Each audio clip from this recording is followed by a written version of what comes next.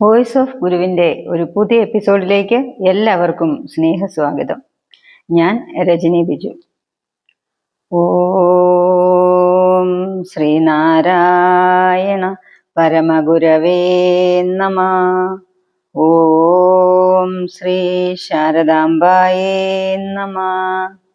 ആചാര്യപാദങ്ങളിൽ പ്രണാമം. ഭഗവാന്റെ ഈ മധുരവാണികളെ ശ്രവിക്കുവാൻ ഭാഗ്യം ലഭിച്ച എല്ലാ സുഹൃത്തുക്കൾക്കും എൻ്റെ വിനീത നമസ്കാരം. ഗുരുസാഗരം ആധ്യാത്മിക കുടുംബ മാസികയിലെ പങ്ക്തികളെ പരിചയപ്പെടുത്തുകയാണ് വോയിസ് ഓഫ് ഗുരു എന്ന ഈ ചാനൽ. ഓരോ ആഴ്ചയും നിങ്ങൾക്ക് വേണ്ടി ഞങ്ങളിവിടെ ഓരോ പങ്ക്തികളെ വായിച്ചു കേൾപ്പിക്കുകയാണ്. ഇനി ഇന്നത്തെ വായനയുടെ വിഷയം എന്താണെന്നറിയണ്ടേ? 2023 മാർച്ച് ലക്കം ആചാരങ്ങൾ ഗുരുമാർഗത്തിൽ എന്ന പങ്ക്തിയിൽ ഗുരുസാഗരം ആധ്യാത്മിക കുടുംബ മാസികയുടെ ചീഫ് എഡിറ്ററും ശ്രീ നാരായണഗുരു വിദ്യാപീഠം ആചാര്യനുമായിരിക്കുന്ന ശ്രീ സജീവ് കൃഷ്ണൻ സാർ എഴുതിയ സ്പെഷ്യൽ ഫീച്ചറാണ് ഇന്നിവിടെ നിങ്ങൾക്കായി അവതരിപ്പിക്കുന്നത്. ഗുരുവിനെ പൂജിക്കുന്നതിലെ ശരിയും തെറ്റും. ശ്രീനാരായണ ഗുരുവിനെ ക്ഷേത്രദേവനായി സങ്കല്പിച്ച് ശ്രീകോവിലിൽ പ്രതിഷ്ഠിച്ച് പൂജ നടത്തുന്ന ക്ഷേത്രങ്ങൾ നമ്മുടെ നാട്ടിൽ ഇപ്പോൾ എണ്ണത്തിലേറെയായിട്ടുണ്ട്. ഇപ്പോഴും ആ മാർഗത്തിൽ പുതിയ ശ്രമങ്ങൾ നടന്നുകൊണ്ടിരിക്കുന്നു. കേരളവും കടന്ന് മറ്റു സംസ്ഥാനങ്ങളിലും മറ്റു രാജ്യങ്ങളിലും ഗുരുക്ഷേത്രങ്ങൾ ഉയരുന്നുണ്ട്. ഇതിനൊന്നും ഒരു ഏകീകൃത വ്യവസ്ഥ ഇല്ല എന്നത് യാഥാർത്ഥ്യമാണ്. ഓരോ ഇടത്തും ഓരോ രീതിയിലാണ് പ്രതിഷ്ഠയും പൂജയും ക്ഷേത്ര ചടങ്ങുകളുമൊക്കെ നടക്കുന്നത്. ഗുരുക്ഷേത്രത്തിൽ പള്ളിവേട്ടയും ശത്രുസംഹാര പൂജയും ആറാട്ടിന് എഴുന്നള്ളത്തും ഒക്കെ നടക്കുന്നു. ഗുരുവിനെ പ്രധാന ദേവതയാക്കി പ്രതിഷ്ഠിച്ചിട്ട് നാഗങ്ങളെയും മാടൻ, അറുകൊല, രക്ഷസ് തുടങ്ങി ദൈവപ്രശ്നത്തിൽ തെളിയുന്ന മൂർത്തികളെയും ഉപദേവതകളാക്കി പ്രതിഷ്ഠ നടത്തുന്നുണ്ട്. ഉത്സവവും താലപ്പൊലിയും ഇളനീർ അഭിഷേകവും ഗുരുവിന് നടത്തുന്ന ക്ഷേത്രങ്ങളും നിലവിലുണ്ട്. SNDP യോഗത്തിന്റെ ശാഖകളും യൂണിയനുകളുമാണ് മിക്ക ഗുരുക്ഷേത്രങ്ങളും നിർമ്മിച്ച് പ്രവർത്തിപ്പിക്കുന്നത്.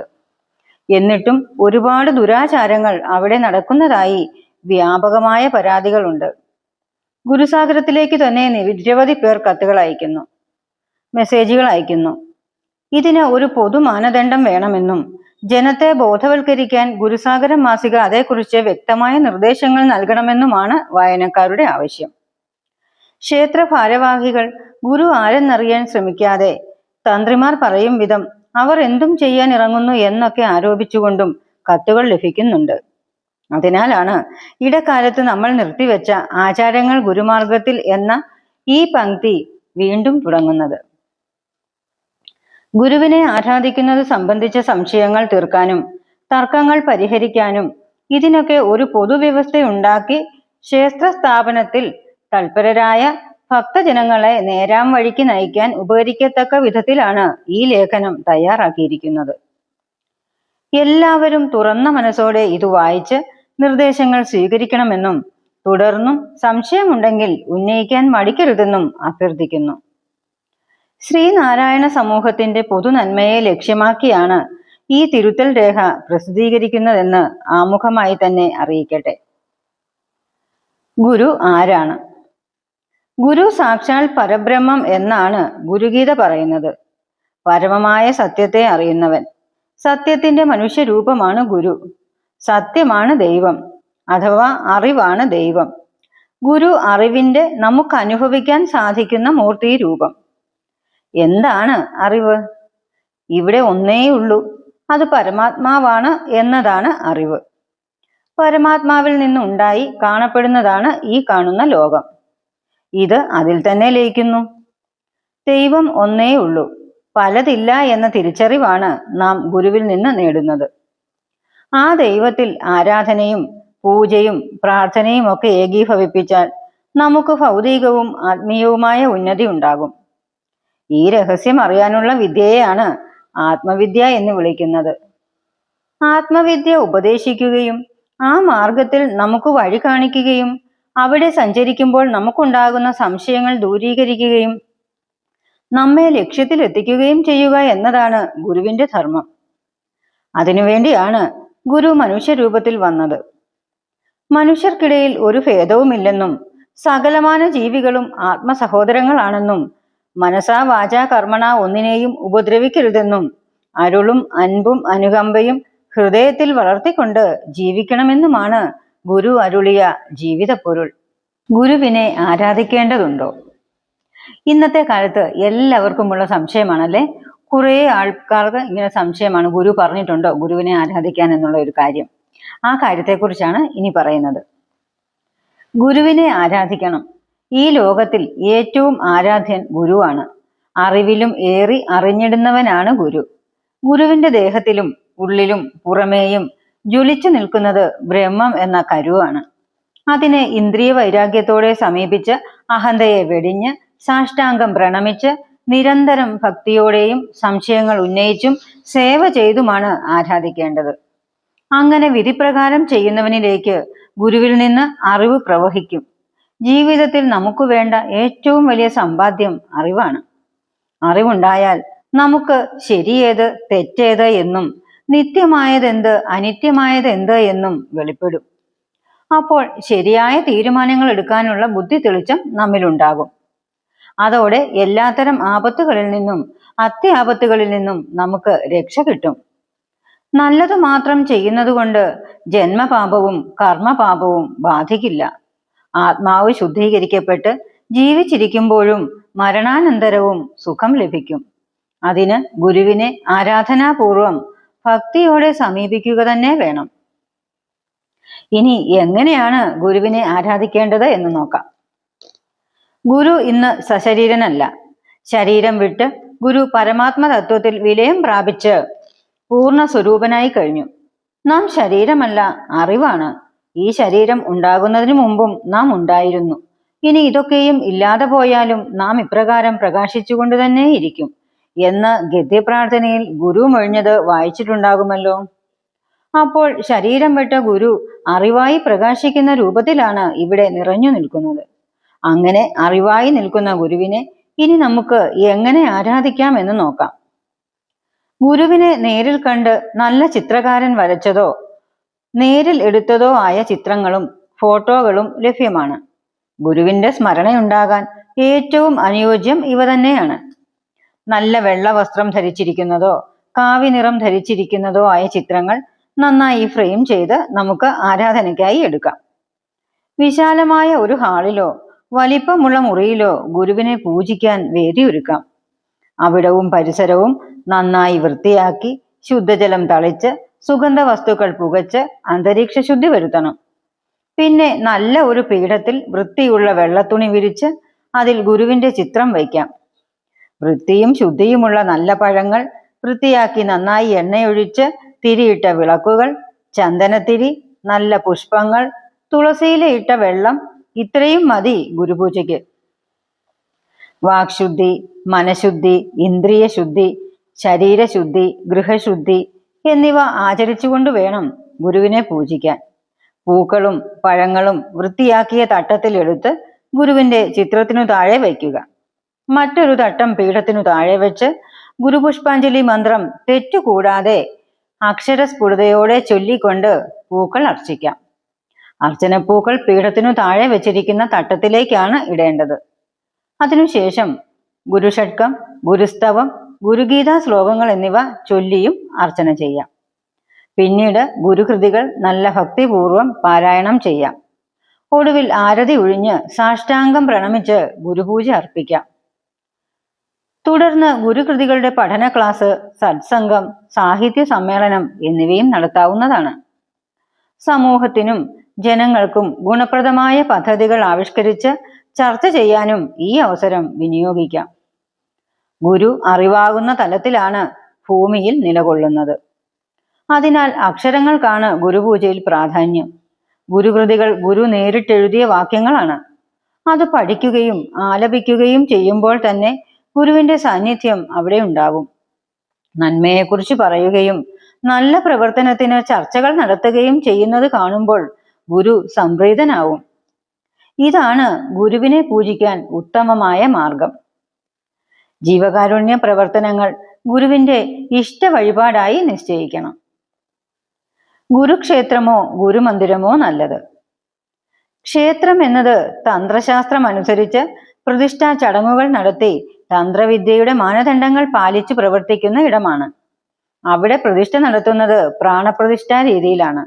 അതായത് ഒരു ദേവസങ്കല്പത്തെ തന്ത്രി പ്രാണൻ പകർന്ന് പ്രതിഷ്ഠിക്കുന്ന രീതിയാണത്. ഗുരു സങ്കല്പദേവനല്ല എന്ന അറിവാണ് ഗുരുഭക്തർ ആദ്യം നേടേണ്ടത്. ഗുരു സത്യമാണ്, സങ്കല്പമല്ല. ഗുരുവിനെ പ്രാണസങ്കല്പത്തിൽ പ്രതിഷ്ഠിക്കേണ്ടതില്ല.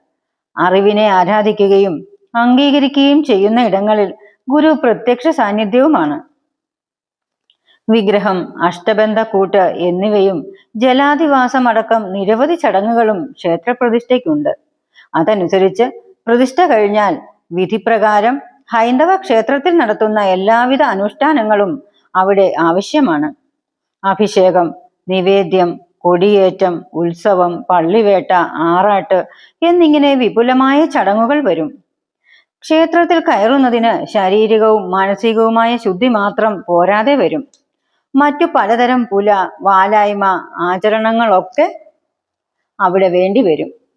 അതിൽ പലതും ഗുരു ശരീരത്തോടെ ഇരുന്നപ്പോൾ വിലക്കിയവകളാണ് എന്നോർക്കണം. ക്ഷേത്ര സങ്കല്പതലത്തിൽ വിഗ്രഹത്തിൽ ബിംബിക്കുന്ന ദേവസാന്നിധ്യമാണ് ഉള്ളത്.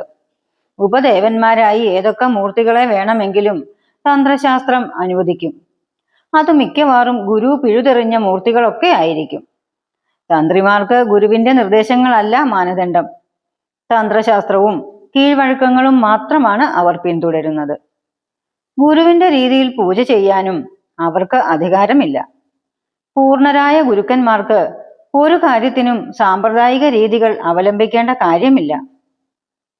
അവർക്ക് പുതിയ വ്യവസ്ഥയും നിയമങ്ങളും ഉണ്ടാക്കാൻ സാധിക്കും. എന്നാൽ തന്ത്രിമാർ, ശാന്തിമാർ, ദേവപ്രശ്നക്കാർ എന്നിവർക്ക് അങ്ങനെയല്ല. അവർ പഠിച്ച ചിട്ടകളും ചട്ടങ്ങളും നിയമങ്ങളും മാത്രം നോക്കാനേ സാധിക്കൂ. അതിനാൽ ഗുരുവിനെ ആരാധിക്കുന്ന ഇടങ്ങളിൽ ഇക്കൂട്ടരുടെ ആവശ്യം തീരെയില്ല. അവർ അവരുടെ ശാസ്ത്രം ഉപയോഗിക്കേണ്ടുന്ന മറ്റ് ഹൈന്ദവ ക്ഷേത്രങ്ങളിൽ വിരാജിക്കട്ടെ. ഒരു മതത്തിന്റെയും ആരാധനാക്രമത്തിന്റെയും ആചാരങ്ങളെയോ നാം എതിർക്കേണ്ടതില്ല. എന്നാൽ ഗുരുവിനെ ആരാധിക്കാൻ ഉണ്ടാക്കുന്ന ഇടങ്ങളിലും ഗുരുപ്രതിഷ്ഠ നടത്തിയ ഇടങ്ങളിലും ഗുരുവിന്റെ നിർദ്ദേശങ്ങളും ഉപദേശങ്ങളുമാണ് സ്വീകരിക്കേണ്ടത്. ഗുരുവിനെ ആരാധിക്കാൻ ഏറ്റവും നല്ലത് മന്ദിരങ്ങൾ തന്നെയാണ്. അവിടെ ആകുമ്പോൾ തന്ത്രശാസ്ത്രത്തെ പേടിക്കേണ്ട കാര്യമില്ല. ശുദ്ധമായ സാത്വിക ആരാധന ചെയ്യുകയുമാവാം. ഇനി ഗുരുമന്ദിരങ്ങൾ എങ്ങനെ ആയിരിക്കണമെന്ന് നോക്കാം. വിശാലമായ പ്രാർത്ഥനാ ഹാളാണ് ഗുരുമന്ദിരത്തിന്റെ പ്രധാന ഭാഗം. ഗുരു മൊഴിഞ്ഞതുപോലെ ക്രിസ്ത്യൻ പള്ളികളുടെ അൾത്താരയും പ്രാർത്ഥനാ ഹാളും മാതൃകയാക്കാവുന്നതാണ്.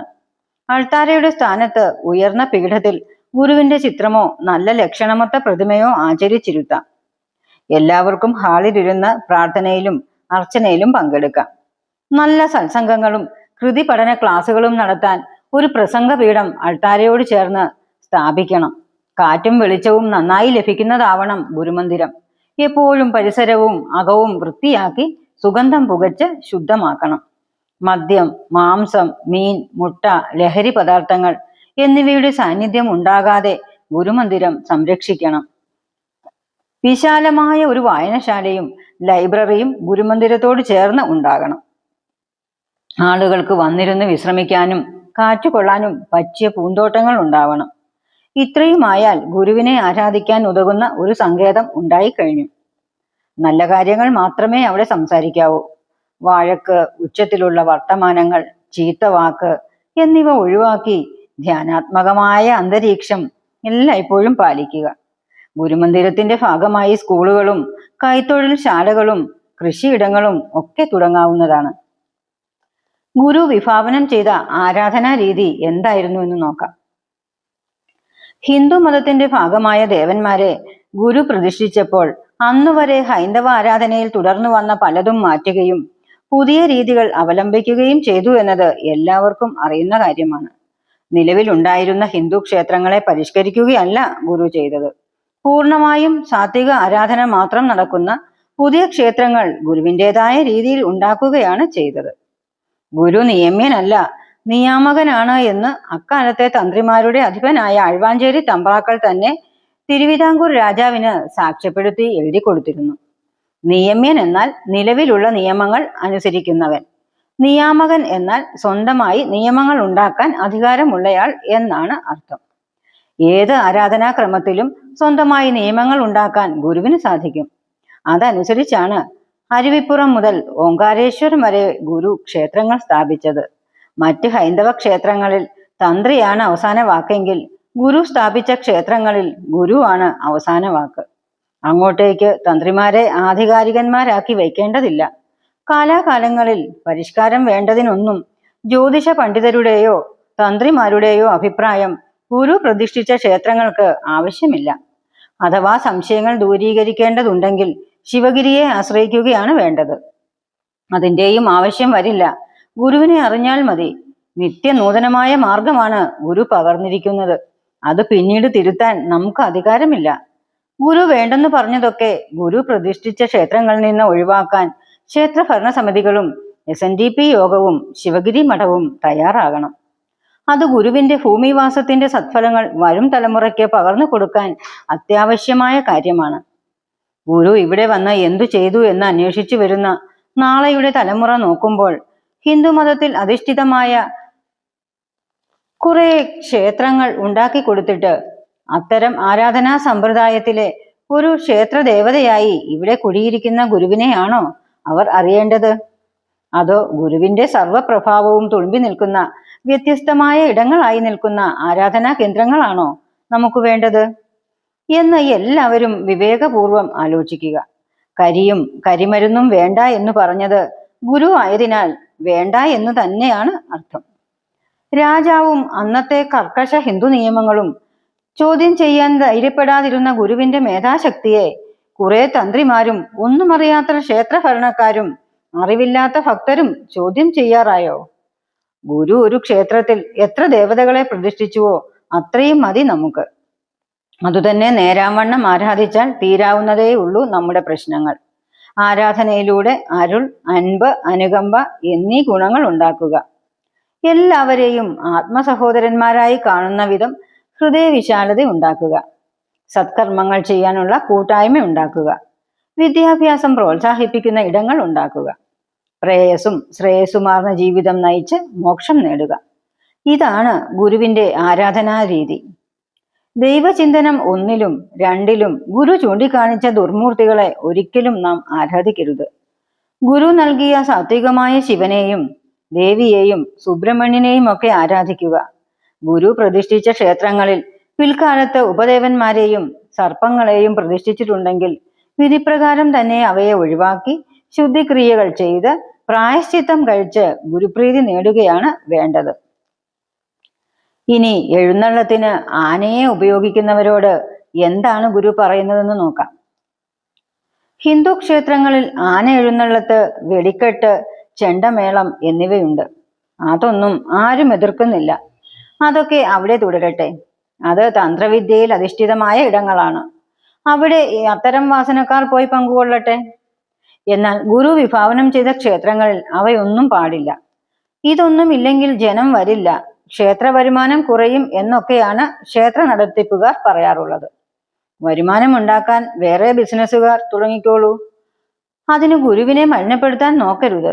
അങ്ങനെ ചെയ്യുന്നവരോട് പ്രകൃതി പൊറുക്കില്ല. തലമുറ നശിക്കും. ഗുരു ക്ഷേത്രമുണ്ടാക്കിയത് ജനങ്ങളിൽ സാത്വികമായ ജീവിതശൈലികൾ ഉണ്ടാക്കി സംസ്കാരശുദ്ധി വരുത്താനാണ്. അതിൽ വാസനയുള്ളവരെ ഇവിടെ വരികയുള്ളൂ. അതു മതി. മറ്റു രാജസ താമസ വാസനയുള്ളവർ അവർക്കിഷ്ടമുള്ള ഇടങ്ങളിൽ പോയിക്കൊള്ളും. അവരെ ഇങ്ങോട്ട് ആകർഷിച്ച് ഇവിടം മലിനമാക്കേണ്ടതില്ല. അരുവിപ്പുറം ക്ഷേത്രത്തിൽ ശിവരാത്രിക്ക് എഴുന്നള്ളിക്കുന്നത് ആനയല്ല. 4 പേർ വ്രതമെടുത്ത് ഒരു പല്ലക്കിലാണ് എഴുന്നള്ളത്ത് നടത്തുന്നത്. മനുഷ്യന്റെ ദൈവത്തെ മനുഷ്യൻ തന്നെ എഴുന്നള്ളിക്കണം. അതിന് മൃഗങ്ങളെ ഉപദ്രവിക്കേണ്ടതില്ല. ഗുരു പ്രതിഷ്ഠിച്ച എല്ലാ ക്ഷേത്രങ്ങളിലും അരുവിപ്പുറത്തെ ആ മാതൃക സ്വീകരിക്കണം. കരിമരുന്ന് എന്തിനാണ്? ഉത്സവത്തോടനുബന്ധിച്ച് കരിമരുന്ന് പ്രയോഗം നടത്തുന്നത് ഹൈന്ദവ ക്ഷേത്രങ്ങളുടെ രീതിയാണ്. അതിന് അവർ കണ്ടെത്തുന്ന ന്യായം കരിമരുന്ന് കത്തുമ്പോൾ അന്തരീക്ഷത്തിൽ രോഗാണുക്കൾ നശിക്കുമെന്നാണ്. പരവൂർ പുറ്റിങ്ങൽ ക്ഷേത്രത്തിലും മലനടയിലുമൊക്കെ പക്ഷേ നശിച്ചത് 100 കണക്കിന് മനുഷ്യജീവനായിരുന്നു. തലശ്ശേരി ജഗന്നാഥ ക്ഷേത്രത്തിൽ വെടിക്കെട്ട് കണ്ട് മതിമറന്നിരുന്നവർ റെയിൽവേ ട്രാക്കിൽ ട്രെയിൻ കയറി അപകടപ്പെട്ടതും അനുഭവമാണ്. ഗുരുവിന്റെ ക്ഷേത്രങ്ങളിൽ നിന്നെങ്കിലും ഈ അത്യാപത്ത് ഒഴിവാക്കാൻ വിവേകം കാണിക്കണം. ശാരദയ്ക്ക് പൂവും വെള്ളവും മതി. വർക്കലയിലെ ശാരദാമഠത്തിന് അതിന്റെ സങ്കല്പകാലത്തു തന്നെ യാഥാസ്ഥിക തന്ത്രിമാരിൽ നിന്ന് എതിർപ്പുണ്ടായിരുന്നു. പ്രധാന എതിർപ്പുകാരൻ ശങ്കരൻ പരദേശിയായിരുന്നു. അഷ്ടകോൺ ആകൃതിയിലുള്ള ഒരു മഠത്തിൽ ഏതു ദിശയിൽ നിന്നും ആർക്കും കാണാവുന്ന വിധത്തിൽ തുറന്നിരിക്കുന്ന ശാരദാ വിഗ്രഹമാണ് ഗുരു വിഭാവനം ചെയ്തത്. അതിന് ഇക്കൂട്ടർ സമ്മതിച്ചില്ല. ഒടുവിൽ ഗ്ലാസ് ഇട്ട ജനാലകൾ വയ്ക്കാൻ പോലും ഇവർ സമ്മതിച്ചില്ല. അങ്ങനെയാണ് വർണ്ണച്ചില്ലുകളെങ്കിലും വേണമെന്ന ഗുരുവിന്റെ നിലപാട് അംഗീകരിക്കപ്പെട്ടത്. അവിടെ ശാരദയ്ക്ക് പൂവും വെള്ളവും മതി എന്ന് അത് വിഭാവനം ചെയ്ത് പ്രതിഷ്ഠിച്ച ഗുരുവാണ് പറഞ്ഞത്. ഈ കഥ എല്ലാവർക്കും അറിയാം. എന്നാൽ തന്ത്രക്കാർ അതിന്റെ മുന്നിലുള്ള പ്രാർത്ഥനാ പന്തലിൽ കലശം കെട്ടലും താന്ത്രിക കർമ്മങ്ങളും ചെയ്യുകയാണ്. ഇവിടെ നിന്ന് കലശമെടുത്താണ് ശാരദാ പ്രതിഷ്ഠാ വാർഷികത്തിൽ ചടങ്ങുകൾ ചെയ്തത്. അതൊക്കെ ആരാണ് തീരുമാനിച്ചത്? എന്തിനാണ് ഗുരുവിന്റെ ശുദ്ധ സങ്കേതത്തെ തന്ത്രവിദ്യയുടെ കോംപ്ലിക്കേഷനിൽ ഇട്ടുകുഴയ്ക്കുന്നത്? ഗുരുവിന് ഇതൊന്നും അറിയാഞ്ഞിട്ടല്ല ഇങ്ങനെ മതി എന്ന് പറഞ്ഞത്. വൈദികതയുടെ വിഷബീജങ്ങൾ വീണ്ടും ഈ മണ്ണിൽ മുളയ്ക്കാതിരിക്കാനാണ്. അത് മുളച്ചാൽ പോയതൊക്കെ പിന്നാലെ വരും. ഗുരുവും ശിഷ്യരും ഒരുമിച്ച് താമസിക്കുന്ന ഇടമാണ് മഠം. അവിടെ വേണ്ടത് ശരിയായ ബ്രഹ്മചര്യമാണ്. ബ്രഹ്മചര്യത്തിന്റെ ശക്തിയാണ് ഒരു മഠത്തിന്റെ ചൈതന്യം. അത് പാലിക്കാൻ സന്യാസിമാരെയും ബ്രഹ്മചാരികളെയും ഓർമ്മിപ്പിക്കുക എന്നതാണ് ശാരദാമ്മയുടെ പ്രധാന കർമ്മം. ശിഷ്യരിൽ വിദ്യാവബോധം ഉണർത്തി ബ്രഹ്മചര്യത്തിൽ ഉറപ്പിക്കുക. എവിടെ നിന്ന് നോക്കിയാലും അമ്മ ഇരിക്കുന്നത് ബ്രഹ്മചാരികൾ കാണണം. അമ്മയ്ക്ക് അവരെയും കാണണം. അപ്പോൾ തെറ്റു ചെയ്യാൻ പ്രേരണ ഇല്ലാതാകും. ജനത്തിനും അമ്മയെ എവിടെ നിന്നാലും കാണാം. അമ്മയ്ക്ക് അവരെയും കാണാം.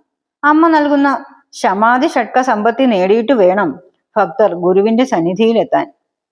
അതിനാണ് കുന്നിന്റെ താഴ്വരയിൽ അമ്മയെ കുടിയിരുത്തിയിരിക്കുന്നത്. പ്രതീകാത്മകമായ അവതരണമാണ് ഗുരു ചെയ്തത്. എന്നാൽ തന്ത്രവിദ്യയും കൊണ്ട് അവിടവും കടന്ന് അതും ഒരു ഭഗവതി ക്ഷേത്രമാക്കി മാറ്റുമോ എന്നാണ് ഇപ്പോഴത്തെ സംശയം. ഇതോടെ ഇന്നത്തെ വായന പൂർണ്ണമാവുന്നു. ഇത് നിങ്ങൾക്ക് ഇഷ്ടമാവുന്നു എന്ന് വിചാരിക്കുന്നു. ഇഷ്ടമായെങ്കിൽ തീർച്ചയായും ഞങ്ങളെ സപ്പോർട്ട് ചെയ്യുക. ഗുരുസാഗരം മാസിക വായിക്കാനും വരിക്കാരാവാനും സ്ക്രീനിൽ കാണുന്ന നമ്പറിൽ കോൺടാക്ട് ചെയ്താൽ മതിയാവും. മാസിക ഇപ്പോൾ ഡിജിറ്റലായും ലഭ്യമാണ്. www.gurusaagaram.com എന്ന വെബ്സൈറ്റിൽ മാസിക ഓൺലൈനായും വായിക്കാവുന്നതാണ്. ഇതോടെ ഇന്നത്തെ എപ്പിസോഡ് പൂർണ്ണമാകുന്നു. പുതിയ വിഷയങ്ങളുമായി വീണ്ടും കാണാം. നമസ്തേ.